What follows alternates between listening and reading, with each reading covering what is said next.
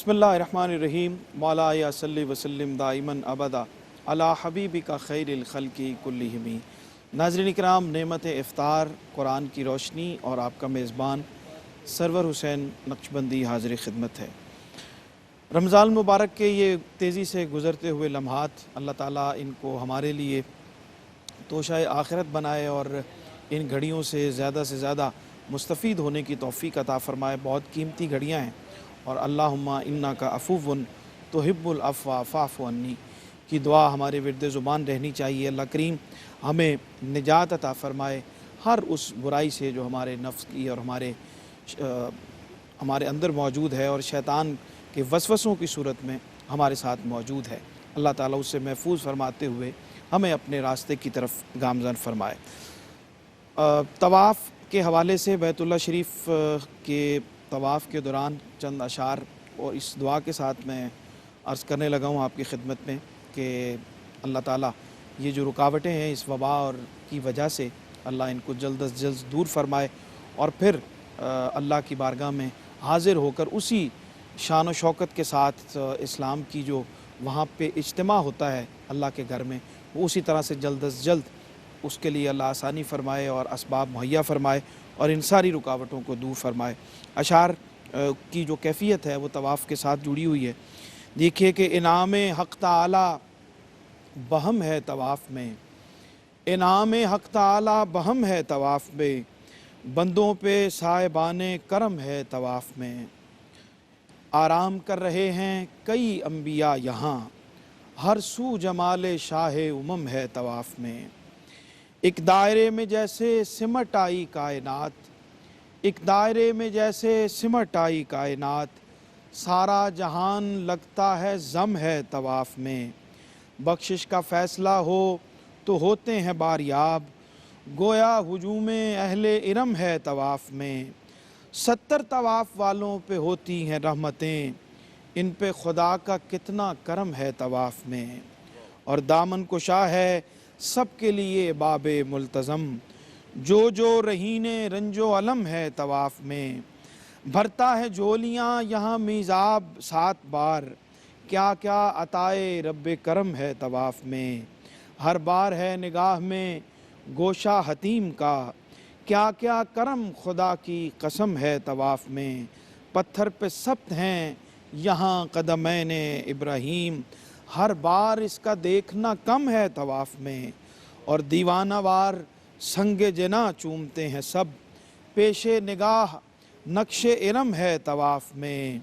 और एक कैफ एक खुमार सा दीवार दर में है, लगता है जैसे सारा हरम है तवाफ़ में। सरवर में खुश नसीबों के हमराह हूँ रवां, मुझ पे भी साहिबाने करम है तवाफ़ में। अल्लाह करीम जल्द अज़ जल्द वो बरकत माब घड़ियाँ हमें अता फ़रमाए। प्रोग्राम का मौजू आज है कुरान और तसव्वुर इस्तिक़ामत। बहुत अहम मौजू है और इस्तिक़ामत ही करामत है, ये बुज़ुर्गों से भी हम सुनते आए हैं और दीगर सरकार दो आलम सल्लल्लाहु अलैहि वसल्लम की सीरत के हवाले से भी और कुरान की रोशनी में आज इसके मफ़हूम को समझने की कोशिश करेंगे। मेहमान तशरीफ़ फरमा हैं जनाब क़ारी मोहम्मद यूनुस कादरी साहब, हमारे ARYQ TV के मेज़बान और नेमत इफ्तार का मुस्तकिल हिस्सा आपको खुशामदीद कहते हैं। जनाब ख्वाजा ग़ुलाम कुतुबुद्दीन फ़रीदी साहब ने आज हमें एक लंबे वक्फ़े के बाद ज्वाइन किया है। छोटा है लेकिन हमें तो ज़ाहिर है आपकी मौजूदगी जो है वो उसकी शिद्दत से कमी महसूस होती है। एक बार फिर आपको खुशामदीद कहते हैं। मुल्क मुमताज़ मोहतरम नौजवान सनाखा मोहम्मद रेहान रूफ़ी आज मेहमान हैं, आपको खुशामदीद कहते हैं। इनके साथ मुअज़्ज़म अली, फ़ुरक़ान अली, आसिफ़ अली और ज़ीशान अली साहब हमारे साथ मौजूद हैं। इन सब मेहमानों को खुशामदीद कहते हुए बिस्मिल्लाह कलाम अता फ़रमाएं।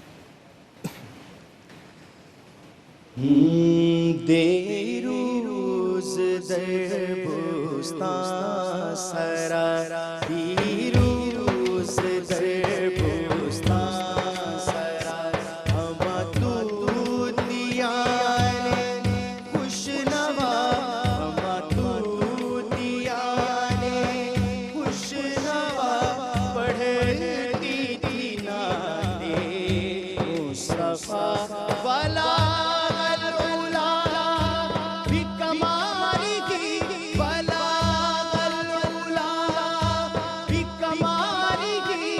बला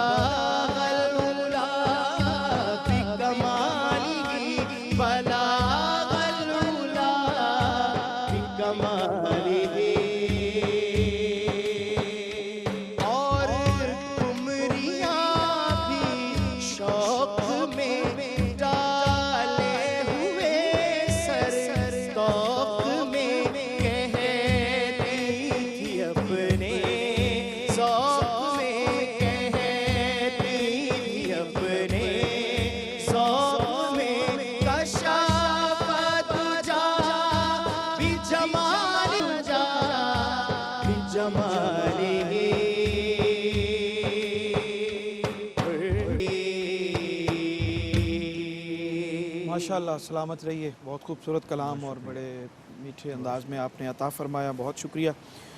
आगाज़ करते हैं कारी साहब गुफ्तगू का, और इस्लाम और कुरान की रूह से जो इस्तिक़ामत का मफ़हूम है और जिस तरह से हमारी रहनुमाई कुरान की रोशनी में होती है, हुज़ूर की सीरत से कुछ अता फरमाएं। जी मोहतरम सरवर, भी बड़ा अहम मौजू है, और इस्तिक़ामत की अहमियत का अंदाज़ा आप इस बात से लगाएं कि बंदा हर नमाज की हर रकत के अंदर अल्लाह की बारगाह में हाथ बांध के ये दुआ कर रहा होता है, इहदिना सिरातल मुस्तकीम, कि मालिक मुझे हिदायत अता फरमा और हिदायत का रास्ता अता फरमा। और इस्तिक़ामत इतनी बड़ी दौलत है, इतनी बड़ी नेमत है कि ख़ुद खालिक़ कायनात ने सूरह हूद के अंदर आयत नंबर 112 के अंदर फरमाया फ़स्तक़िम कमा उमिरता, फरमाया हबीब मुस्तकीम रहें जिस तरह आपको हुक्म दिया गया है। इसी तरह 24वां पारा है सूरह हामीम सजदा के अंदर आयत नंबर 30 के अंदर रब कायनात ने, बल्कि 30, 31, 32 के अंदर अल्लाह पाक ने इस्तिक़ामत वालों लोगों का जिक्र फरमाया है, और फिर 7 इनामात उन्हें अता फरमाए। फरमाया इन्नल्लज़ीना क़ालू रब्बुनल्लाहु सुम्मा इस्तक़ामू ततनज़्ज़लु अलैहिमुल मलाइका अल्ला तख़ाफ़ू वला तहज़नू व अबशिरू बिल जन्नति लती कुंतुम तुआदून। फरमाया कि जिसने ये कह दिया मेरा रब अल्लाह है, फिर वो उस पर मुस्तकीम हो गया, फरमाया उसके लिए क्या है? फरमाया उसके लिए ये है कि फ़रिश्ते उसके लिए उतरते हैं, उसके लिए ज़ियारत के लिए आते हैं, और फ़रिश्ते उसे कहते हैं कि अल्लाह तख़ाफ़ू वला तहज़नू, ना गम करो और ना हुज़न करो, बल्कि रब कायनात ने फरमाया कि ये भी खुशखबरी सुना दो कि जो रब ने तुम्हारे साथ वादा किया था, वबशिरू बिल जन्नति लती कुंतुम तुआदून, फरमाया जिसका वादा किया गया था इस्तिक़ामत की वजह से वो जन्नत भी तुम्हें अता कर दी जाएगी। फिर आगे भी जिक्र किया, फरमाया कि रब कायनात ने फरमाया कि सिर्फ यही नहीं, सिर्फ ये इनाम नहीं है, बल्कि अल्लाह पाक फरमाते हैं कि उसे और इनाम क्या मिलते हैं कि फ़रिश्ते फरमाते हैं कि जनाब तुम्हें कोई गम नहीं है, कोई ना दुनिया का गम होगा ना आखिरत का गम होगा। फिर आगे जाके कहा नुज़ुलुम मिन गफ़ूर रहीम, नुज़ुलम मिन गफ़ूर रहीम, फिर मग़फ़रत की और रहमत की सनद भी अता फरमाई। अल्लाह तख़ाफ़ू वला तहज़नू वबशिरू बिल जन्नति लती कुंतुम तुआदून नहनु औलियाउकुम फ़िल हयातिद दुनिया व फ़िल आखिरह व लकुम फ़ीहा मा तश्तही अनफुसुकुम व लकुम फ़ीहा मा तदऊन। फरमाया जो तुम्हारे दिल में ख्वाहिश पैदा होगी, जो तलब करोगे अल्लाह पाक वो भी तुम्हें अता फरमा देगा। फिर सरवर भाई इस्तिक़ामत इतनी अहम चीज़ है कि किसी ने ताजदार सदाकत से पूछा था इस्तिक़ामत क्या है? आपने फरमाया था इस्तिक़ामत ये है कि बंदा अल्लाह के साथ किसी को शरीक ना ठहराए, ना ज़ात में ना सिफ़ात में। सैयदना उमर फ़ारूक से किसी ने पूछा इस्तिक़ामत क्या है? फरमाया अमर बिल मारूफ और नही अनिल मुनकर पे अमल करना इस्तिक़ामत है। फिर किसी ने उस्मान गनी से पूछा इस्तिक़ामत क्या है? तो आपने फरमाया हर अमल के अंदर इखलास पैदा हो जाए, ये इस्तिक़ामत है। किसी ने मौला कायनात से पूछा इस्तिक़ामत क्या है? तो आपने फरमाया फ़राइज़ को अच्छी तरीके से अदा करना इस्तिक़ामत है। किसी ने फ़ुज़ैल बिन अय्याज़ से पूछा इस्तिक़ामत क्या है? तो आपने फरमाया दुनिया की से बेरग़बती करना और आखिरत की रग़बत करना इस्तिक़ामत है। एक और कौल भी है इस्तिक़ामत का, फरमाया कि खलवत के अंदर और जलवत के अंदर मुस्तकीम रहना इस्तिक़ामत है। और एक और भी है इस्तिक़ामत का, फरमाया कि अफ़आल के अंदर, आमाल के अंदर, अक़वाल के अंदर, हर चीज़ के अंदर मुस्तकीम रहना ये इस्तिक़ामत है। तो इस्तिक़ामत का मौना बहुत वसी है, और रब कायनात की बारगाह में दुआ है कि जिस तरह रब कायनात ने पूरे रमज़ान में हमें इस्तिक़ामत का नूर अता किया है, फ़राइज़ वाजिब सुनन नवाफिल तक अदा किए हैं, अल्लाह पाक बकिया महीना के अंदर भी हमें इस्तिक़ामत अता फरमाए। आमीन। क़ारी साहब क्या फरमाते हैं आज का जो मौजू है इस्तिक़ामत का? बिस्मिल्लाहिर्रहमानिर्रहीम। शुक्रिया सरवर साहब। क़ारी साहब हमेशा मौजू को बिल्कुल समेट देते हैं। जी हाँ, उसमें कोई गुंजाइश किसी दूसरे के लिए बहुत मुश्किल होती है कि कुछ चीज़ बच जाए, कमी किसी के लिए। रखते हैं, तमाम आयात वगैरह उसमें शामिल फरमा लेते हैं। मैं ये अर्ज़ करना चाहूँगा कि बंदे का जो ताल्लुक़ है रब के साथ जी वो दो तरह का है। ठीक, एक है इजाबत का और एक है इस्तिक़ामत का। सही।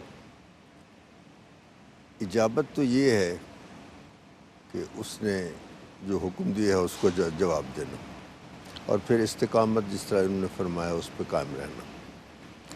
ये दो मरहले हैं बड़े। इजाबत का मरहला कौन सा है कि अल्लाह ताला ने 2 जलसे किए और उन 2 जलसों में ख़ुद खिताब फरमाया है, और वो खिताब कुरान मजीद के अंदर मौजूद है। उस जलसे का ज़िक्र भी मौजूद है, उसका खिताब भी कुरान मजीद में मौजूद है जो अल्लाह ताला ने ख़ुद खिताब फरमाया है। ایک جلسہ تو اللہ تعالیٰ نے کیا، پورے عالم ارواح کو جمع فرمایا ٹھیک اور اس کے ساتھ خطاب فرمایا کیا؟ الستو بربکم، یہ خطاب ہے اللہ تعالیٰ کا، ٹھیک اور سب نے کہا بلا، جلسہ ختم ہو گیا۔ ٹھیک ایک اور اس نے جلسہ کیا، اور وہ جلسہ اس طرح نہیں تھا کہ ساری ارواح کو جمع کر دیا جائے، وہ صرف انبیاء اور رسل کو جمع کیا، ان کی ارواح طیبات کو جمع کیا، اور پھر اللہ تعالیٰ نے خطاب فرمایا، اور قرآن مجید کے اندر موجود ہے وَإِذَا أَخَذَ اللَّهُ مِيثَاقَ النَّبِيِّينَ لَمَا آتَيْتُكُم مِّن كِتَابٍ وَحِكْمَةٍ، ایک یہ بہت بڑا جلسہ اس میں بڑی تفصیل کے ساتھ ہے۔ ٹھیک تو جو پہلی بات ہے، چونکہ ہمارے موضوع سے صرف وہی ریلیٹڈ ہے، اس وقت میں اسی بارے میں عرض کروں گا۔ تو اس وقت جو ہم نے کہا ہے کہ ہاں تو ہمارا رب ہے، یہ تو ہے اجابت، صحیح، اس قول کا جواب دینا جو اس نے ہم سے پوچھا ہے، الستو بربکم، ہم نے اقرار کر لیا ہاں تو ہمارا رب ہے۔ اس کے بعد استقامت کیا ہے؟ اس کے بعد استقامت یہ ہے کہ وہ بات جو ہم نے طے کی تھی اس پہ مکمل طور پہ عمل کرنا ہے، ٹھیک اور اس کو دوسرے لفظوں میں یہ ہے کہ استقامت تو اجابت، اقرار کرنا، یہ اجابت، اور استقامت کیا ہے؟ اس کو وفا کرنا، ٹھیک، بالکل جو آپ نے بات کی ہے اس کو کے پھر اوپر پورا کرنا، قائم رہنا، اور یہ پھر استقامت۔ بالکل ٹھیک ہے۔ کچھ مزید پہلو ہیں اس پہ، اور اس کو مزید ہم کھولتے ہیں، ایک چھوٹا سا وقفہ یہاں پہ ہے، ہمارے ساتھ رہیے، ابھی آپ کی خدمت میں حاضر ہوتے ہیں اور استقامت کے موضوع پر کچھ اور پہلوؤں سے انشاءاللہ بات کرتے ہیں۔ جی ناظرین، خوش آمدید کہتے ہیں بریک کے بعد آپ کو۔ آج استقامت پہ ہم بات کر رہے ہیں، قرآن اور تصور استقامت ہمارا موضوع ہے، اور ام المومنین سیدہ عائشہ صدیقہ رضی اللہ تعالی عنہا آپ روایت کرتی ہیں کہ سرکار دو عالم صلی اللہ علیہ وآلہ وسلم سے پوچھا گیا کہ نیکی میں سب سے بہتر عمل کون سا ہے، تو آپ نے ارشاد فرمایا کہ وہ عمل جو مسلسل کیا جائے وہ نیکی میں سب سے بہتر عمل ہے، اور یہی آج ہمارا موضوع ہے۔ اور ہمیں جوائن کیا ہے جناب مفتی محمد رمضان سیلوی صاحب نے۔ خوش آمدید کہتے ہیں آپ کو، اور بہت اچھا کلر آپ نے پہنا ہوا ہے، تاخیر اس وجہ سے تو نہیں ہوئی؟ نہیں، وجہ کچھ اور ہے، دیر سے آنا اور جلدی جانا ہے صاحب، یہ ٹھیک نہیں، تاخیر سے آئے اور جلدی جانا ہے، اس کی وجہ بھی استقامت ہی ہے۔ اچھا، بسم اللہ عطا فرمائیے آج کا جو موضوع ہے۔ بسم اللہ الرحمن الرحیم۔ بڑی خوبصورت جناب قاری صاحب نے بھی اور حضرت نے گفتگو فرمائی اور اس کی وضاحت فرمائی۔ استقامت میں دو چیزیں قابل توجہ ہیں، ایک تو استقامت ایک باطنی کیفیت کا نام ہے، ٹھیک، اور اہل اللہ اور صوفیاء کے ہاں یہ بہت بڑی منزل ہے اور بہت بڑا مقام ہے، جس کے حاصل کرنے کے لیے، جس تک پہنچنے کے لیے اولیاء اعظام اور صوفیاء اعظام کی جو کوشش اور جہد ہے وہ ایک مسلسل ایک تاریخ ہے، جس کے لیے وہ کن کن مراحل سے گزرتے ہیں اور کیا کیا اس کے لیے انہیں اختیار کرنا پڑتا ہے قرآن و سنت کے دائرے میں رہتے ہوئے۔ یہی وجہ ہے کہ الکرامۃ فوق الاستقامہ کہا گیا ہے، کہ الاستقامۃ فوق الکرامہ، کہ استقامت جو ہے وہ کرامت سے بھی اوپر ہے۔ اور دوسری اس استقامت سے مراد جو عام لوگوں کے لیے ہے وہ یہ ہے، جس کی طرف آپ نے ام المومنین سیدہ عائشہ صدیقہ رضی اللہ تعالی عنہا کے ارشاد سے اشارہ فرمایا، وہ یہ ہے کہ ایک صورت یہ ہوتی ہے کہ آپ کوئی نیک عمل تھوڑے سے ٹائم کے لیے بہت زیادہ کر لیں، ٹھیک، اور اس کے بعد اسے ترک کر دیں اور اس پر آپ اس پہ دوام نہ رکھ سکیں، آپ اس کو ریگولرلی آپ اس کو نہ کر سکیں۔ تو حضور علیہ السلام کے ارشاد کی روشنی میں ایسا عمل کہ جو یکبارگی ہو اور بہت زیادہ ہو، اس سے کہیں زیادہ یہ بہتر ہے کہ آپ اچھا عمل تھوڑا کریں لیکن آپ اس کو ریگولر کرتے رہیں۔ ٹھیک، اس کی عملی زندگی میں جو رمضان المبارک سے ریلیٹڈ چیز ہے، قابل اصلاح اور قابل توجہ ہے، وہ یہ ہے کہ رمضان المبارک کے آخری عشرے میں اور پھر خاص طور پر 27ویں شب کو لوگوں کا ایک عمومی رجحان قیام اللیل کا اور عبادت گزاری کا اور راتوں کو جاگنے کا محمود ہے۔ Some thing is better than nothing, چلو کسی نہ کسی بہانے حوصلہ افزائی ہی کرنی چاہیے، لیکن اس کے مقابلے میں باقی جو ایام ہیں ان کو بالکل غفلت سے گزار دینا اور فرائض سے بھی غفلت کرنا اور ان کی پرواہ نہ کرنا، اس سے کہیں زیادہ بہتر اور محمود یہ ہے کہ انسان فرائض پر پابندی رکھے اور روزانہ کی بنیاد پر کوئی ایسا عمل نیکی کا خیر کا کرتا رہے. یہ جو پورا دین سال میں اس کا- پورے کے پورے داخل ہو جاؤ، اس کے مفہوم میں بھی استقامت کہیں نہ کہیں موجود جی ہے. بالکل موجود ہے. اس کی ایک بڑی خوبصورت تعبیر عصر حاضر کو سامنے رکھتے ہوئے یہ کی جا سکتی ہے. اقبال نے بھی ایک جگہ اس کا اشارہ فرمایا ہے. ہمارے ہاں عمومی رویہ اس وقت دین کے بارے میں یہ ہو چکا ہے کہ ہم میں سے ہر ایک دین کو اتنا ہی اختیار کرتا ہے یا دین کو اتنا ہی پسند کرتا ہے جتنے کی اس کو ضرورت ہے یا جتنے سے اس کا کام چل جاتا ہے. جی صحیح ہے، بالکل. اور جس چیز سے ہمارا کام نہیں چل سکتا، جس کے بغیر ہمارا گزارا نہیں ہے، ہم اسے اختیار کرتے ہیں، اور جس کے بغیر کام چل سکتا ہے ہم اس کی ضرورت ہی نہیں. اس کی بہت ساری مثالیں ہماری عملی زندگی میں ہیں.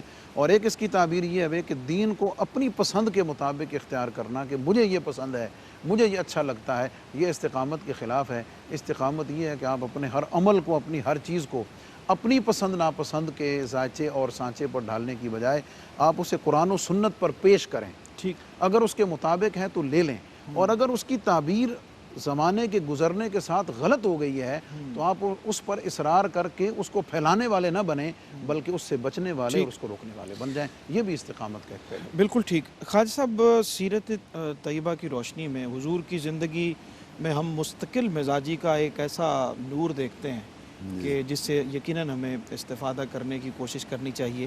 اور آج کے اس موضوع کی مناسبت سے ہم حضور کی سیرت کا مطالعہ کریں تو کیا ارشاد فرماتے ہیں؟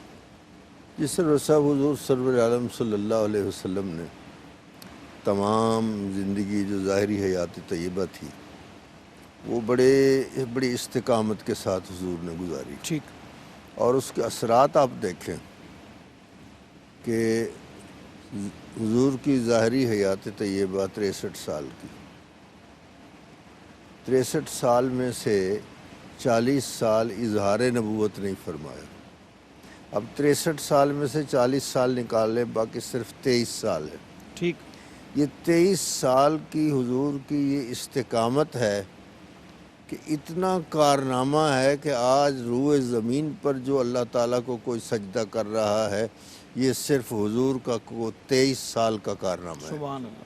ٹھیک. اور اس میں حضور نے پوری استقامت کے ساتھ جس عمل کو شروع کیا ہے وہ پوری استقامت کے ساتھ حضور نے اس عمل کو شروع کیا ہے. بالکل ٹھیک. اور اس میں جو صوفیان بزرگان نے جو حسن تلاش کیا ہے استقامت کے معانی کا، وہ سرکار کی سیرت پاک کے اندر سرکار کے جو حلیہ مبارک ہے اس میں بھی استقامت کو تلاش کیا.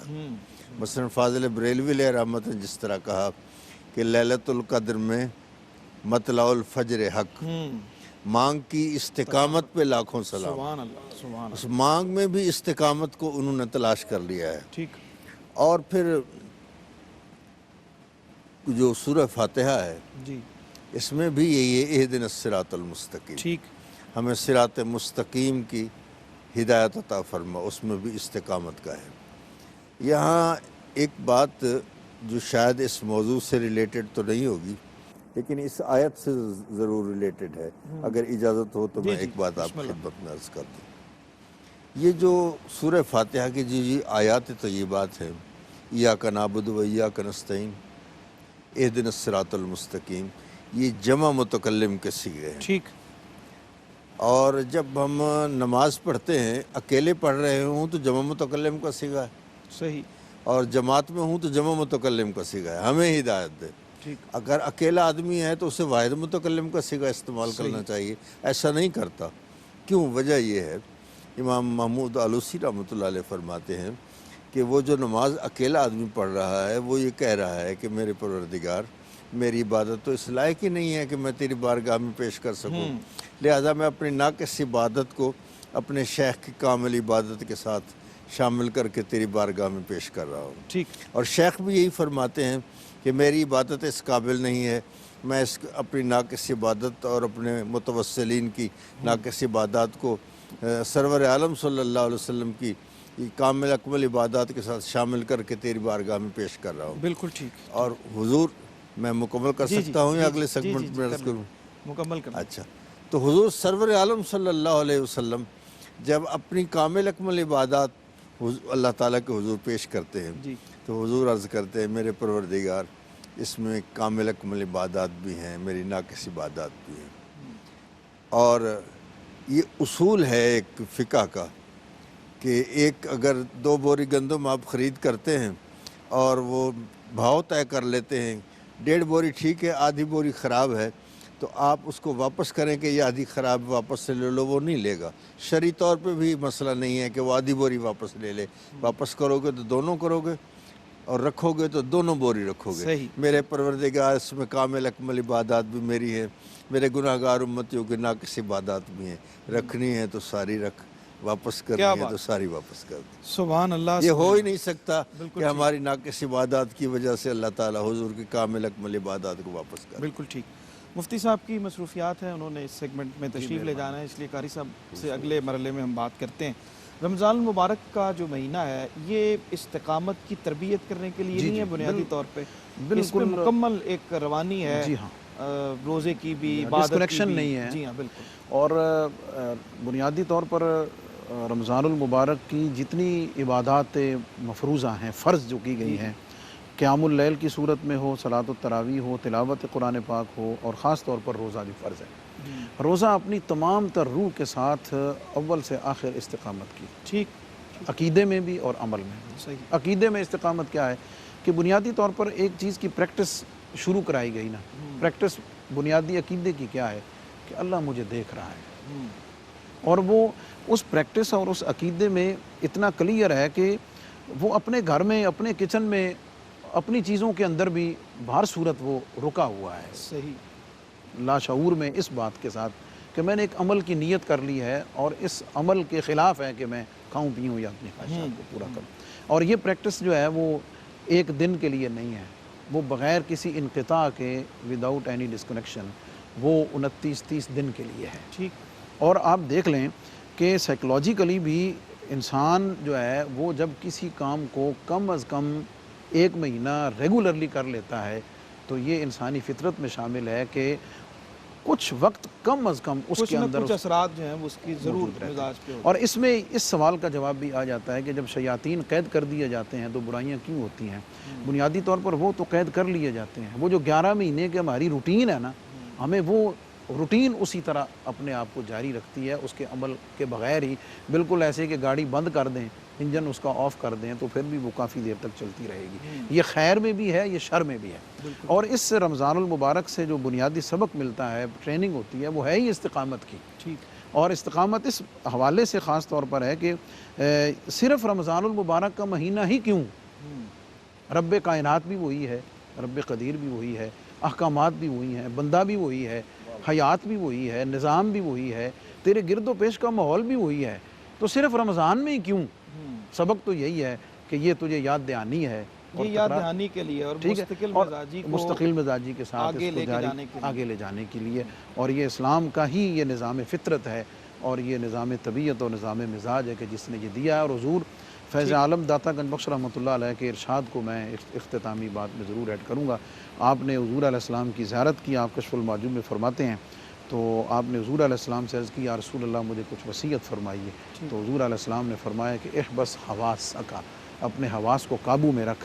اور اس ارشاد کو روزے کے باب میں ذکر کیا ہے، گویا کہ یہ روزہ جو ہے وہ ان چیزوں کو قابو رکھنے کا بھی ذریعہ ہے، اور وہاں جو گفتگو ہے وہ حضور فیض عالم کے شیان شان ہے، اس کے بیان کرنے کا وقت نہیں ہے، لیکن رمضان المبارک کا اصل سبق ہی استقامت ہے اور ٹریننگ ہی اس کے اندر۔ بہت زبردست، بہت شکریہ مفتی صاحب، آپ اپنی مصروفیت کے پیش نظر تشریف لے کے جائیں گے۔ سیگمنٹ کے بعد ہمارا پروگرام جو ہے وہ انشاءاللہ جاری رہے گا، مہمانوں سے گفتگو بھی جاری رہے گی، کلام شامل کرتے ہیں، محمد ریحان روفی موجود ہیں ہمارے ساتھ۔ شامل ہے خدا جس مدحت میں، وہ مدحت تو سرکار کی ہے، شامل ہے خدا جس مدحت میں، وہ مدحت تو سرکار کی ہے، قربان ہے جس پہ دونوں جہاں، وہ عظمت تو سرکار کی ہے، وہ عظمت تو سرکار کی ہے۔ یہ ان کی نوازش، ان کا کرم، سرکار نہیں تو کچھ بھی نہیں۔ یہ ان کی نوازش، ان کا کرم، کونین جب تک ہے قائم، سائے میں ہے جس کے دونوں جہاں،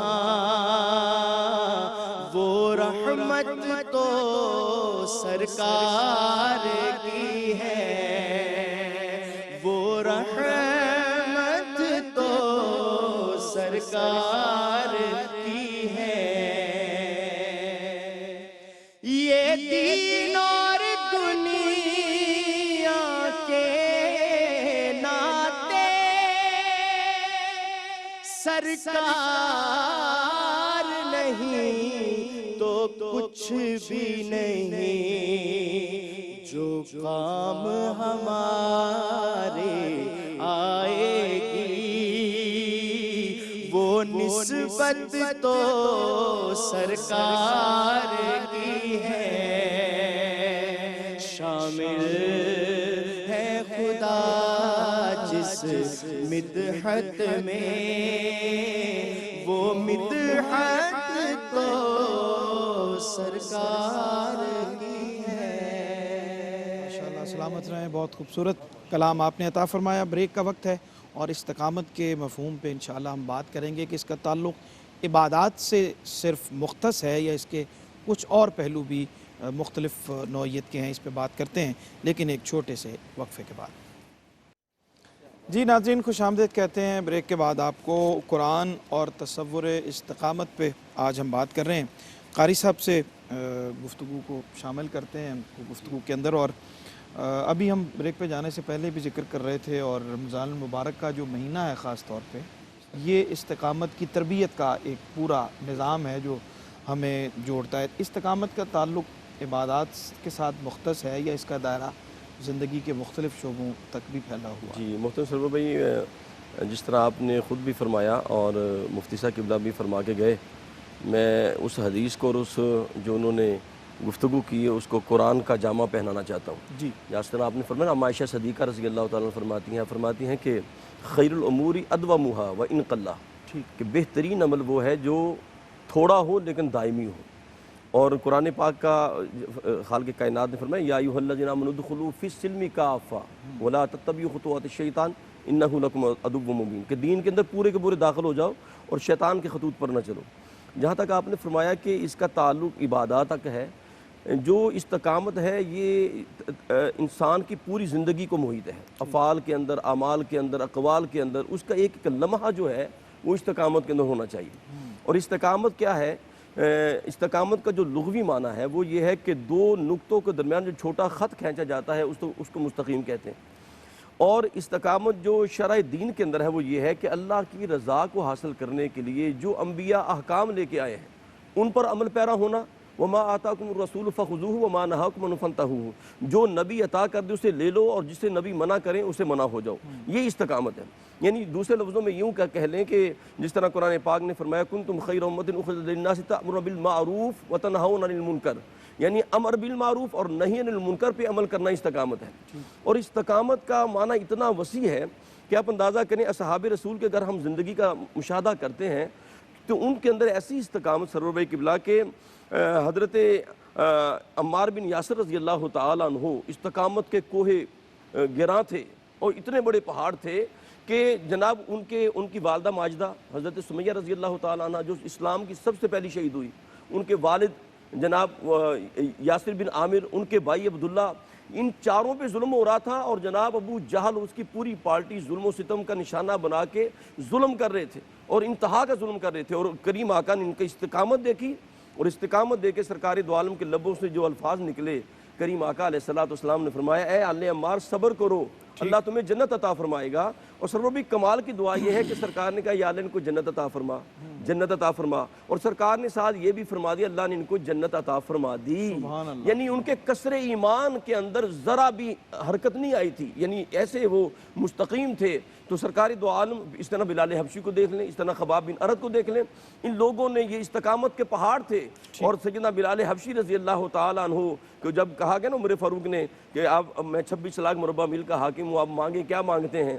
آپ نے فرمایا مجھے کچھ نہیں چاہیے، اگر کچھ دینا چاہتے ہو کسی بدبخت کو لے آؤ، وہ مجھے کوڑے مارتا رہے، میں احد احد کے نعرے لگاتا رہوں۔ جو مزہ استقامت کے اندر ہے وہ تمہارے عہدوں کے اندر نہیں ہے۔ تو سب سے بڑی جو دولت ہے وہ استقامت ہے، وہ زندگی کے ہر شعبے کے اندر شامل ہے۔ ٹھیک، خواجہ صاحب کیا فرماتے ہیں خاص طور پہ ہم اصحاب رسول صلی اللہ علیہ وسلم کی زندگی میں جو ثابت قدمی اور ان کا جو استقامت کا جذبہ ہے ان کے ہاں ہم دیکھتے ہیں وہ بڑا لازوال ہے کہ تمام تر مصائب میں، مصیبتوں میں استقامت بھی دکھاتے ہیں، ثابت قدمی بھی دکھاتے ہیں، اور سرکار دو عالم صلی اللہ علیہ وسلم کے شانہ بشانہ کھڑے ہوتے ہیں۔ اس کو اگر ہم اپنی زندگی میں استقامت کو پیدا کرنے کے لیے کون سی خوبی ہے، کون سا عمل ہے کیا جائے کہ ہماری زندگی میں استقامت جاری ہو جائے، تو کیا فرماتے ہیں؟ جی سرور صاحب، حضور سرور عالم صلی اللہ علیہ وسلم کی جو سیرت پاک ہے اس کو اگر اس پہ غور کیا جائے تو صحابہ کرام نے بھی اسی پہ عمل کیا ہے، ٹھیک، صوفیاء کرام نے بھی اسی پہ عمل کیا ہے۔ آج بھی ہمارے لیے وہی مشعل راہ ہے کہ حضور نے جس طرح یعنی اتنی اذیتیں دی گئیں سرور عالم صلی اللہ علیہ وسلم کو، اور حضور نے اس میں ذرا بھی حضور کے پائے استقلال میں کوئی لغزش نہیں آئی۔ حضور نے فرمایا اگر سورج چاند اگر میرے ہاتھ پہ رکھ دیں اور مجھے کہہ دیں کہ میں اس سے باز آ جاؤں تو میں باز نہیں آؤں گا۔ کتنی کتنی تکلیف اٹھائیں۔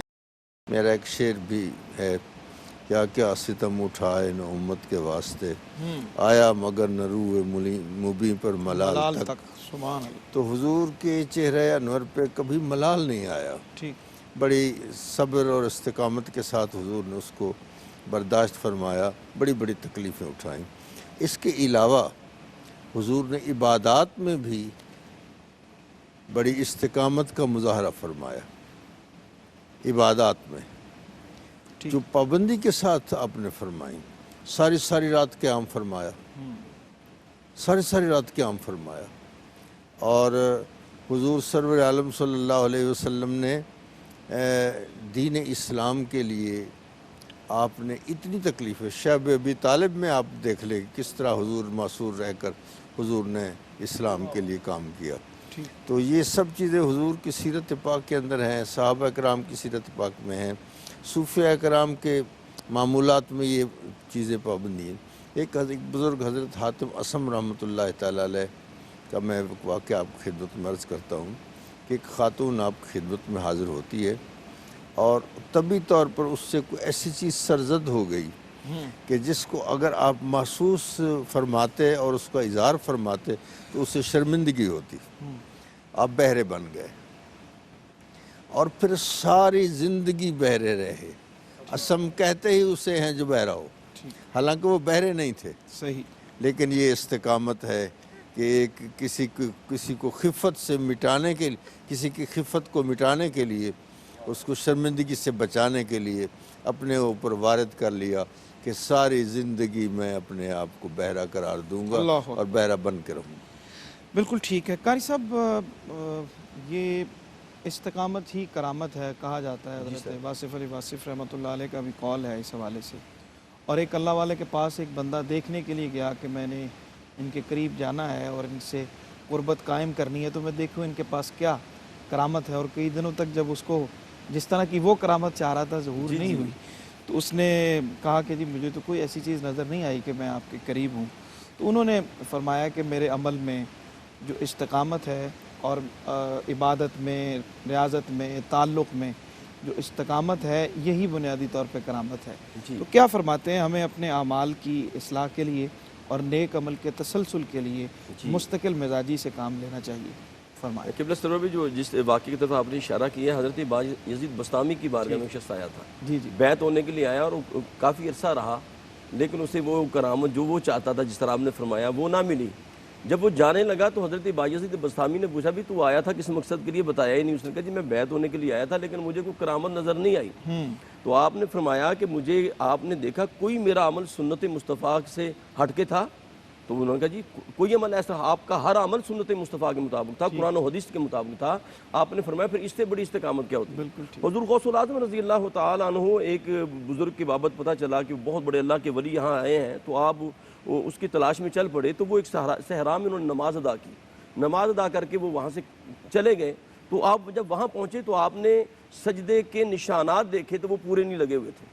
تو آپ نے فرمایا میں اس بندے کی تلاش میں آیا ہوں جس کے عذاب ہی پورے سجدے کے نہیں لگے. آپ وہیں سے واپس پلٹ آئے. تو اصل جو استقامت اور کرامت، سب سے بڑی کرامت وہ یہ ہے، وہ استقامت ہے. اور استقامت دیکھیں، استقامت کہتے ہیں افراط و تفریط سے جو بالکل الگ ہو. یعنی افراط و تفریط سے مراد یہ ہے کہ بندہ نہ دہریہ ہو نہ مشرک ہو، نہ بندہ جبریہ ہو نہ قدریہ ہو، نہ بندہ جناب کاہن ہو کہ جناب رسالت کو مانتا ہی نہیں ہے، نہ مزائی ہو کہ جناب اس نے کہا نبوت کا دروازہ کھل گیا، نہ بندہ رافضی ہو نہ خارجی ہو. یعنی اہل بیت سے بھی محبت کرے اور صحابہ سے بھی محبت کرے. تو افراط و تفریط سے جو پاک چیز ہے اس کو استقامت کہتے ہیں. اور آپ کی اجازت سے آخری واقعہ عرض کرتا ہوں. حضرت زید بن سکن رضی اللہ تعالیٰ عنہ، ان کو گرفتار کر لیا گیا اور حضرت رئیس مکہ ابو سفیان، رئیس مکہ جو ہے نا اس کا نام صفوان بن امیہ تھا.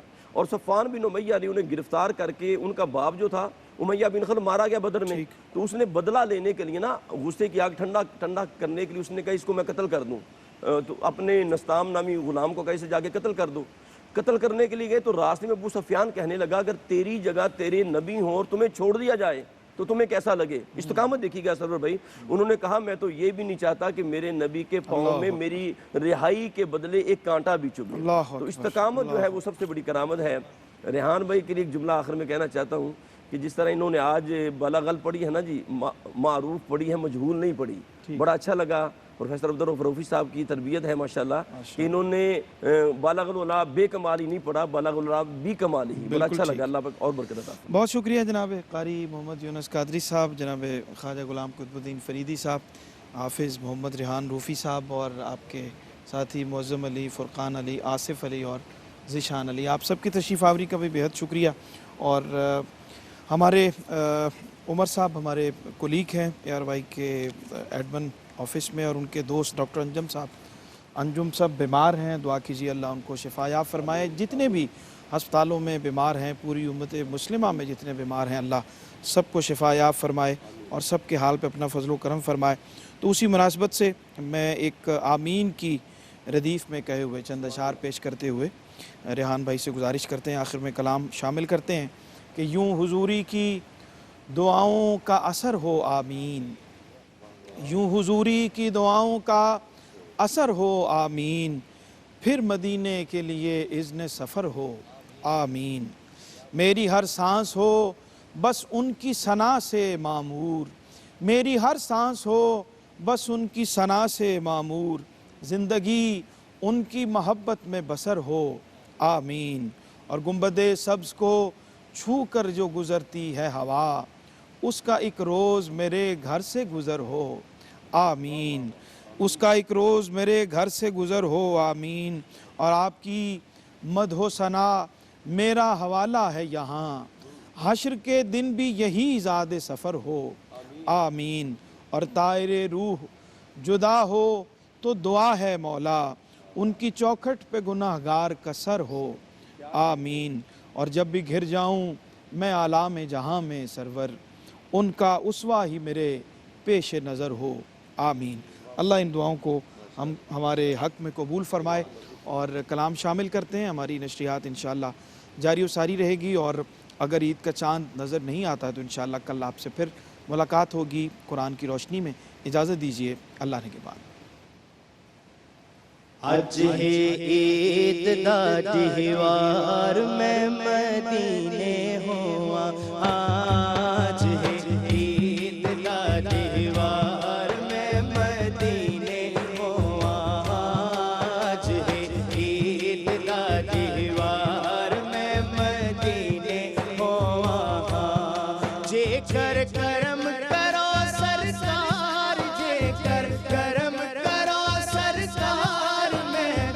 مدینے ہو آج ہے عید کا تہوار میں مدینے ہو آج ہے عید کا تہوار میں مدینے ہو جے کر کرم کرو سرکار جے کر کرم کرو سرکار میں مدینے ہو آج ہے عید کا تہوار میں مدینے ہو آج ہے عید کا تہوار میں مدینے ہو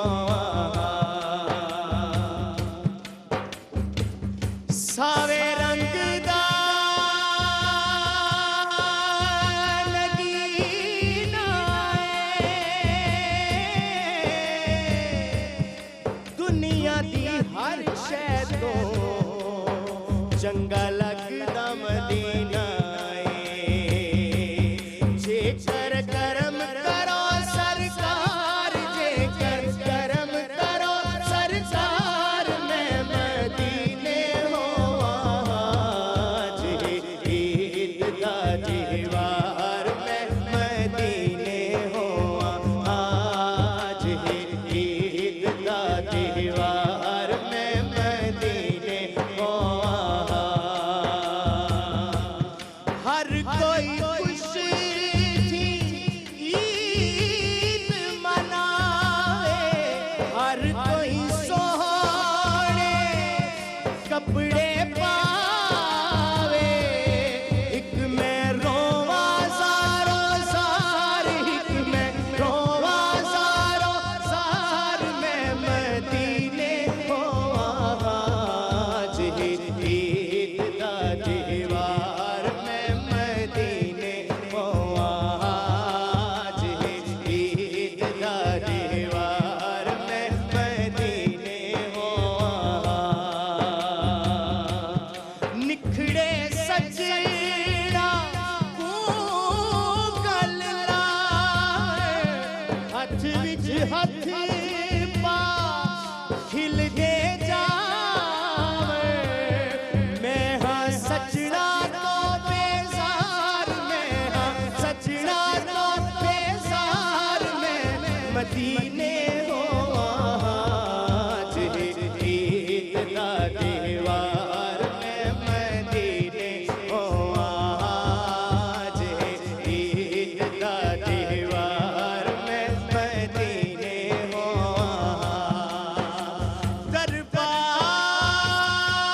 دربار اولیے جتھوں اکھ نہیں ہٹدی آدمی کو